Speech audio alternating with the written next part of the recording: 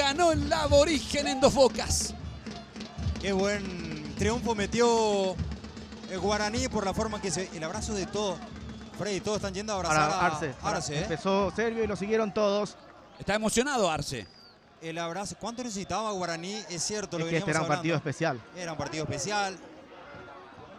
Y finalmente van a retribuir el plantel en general liderado por su capitán.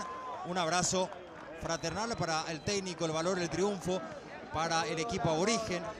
Cerro Porteño que no tuvo una buena jornada en líneas generales porque le costó bastante, porque intentó despertarse cuando ya tenía el resultado abajo y la oportunidad de trepar nuevamente a la cima de la tabla de posiciones en esta fecha, a la espera también de lo que va a pasar en el compromiso entre el 2 de mayo y Olimpia. Cerro Porteño cede puntos aquí en Dos Bocas.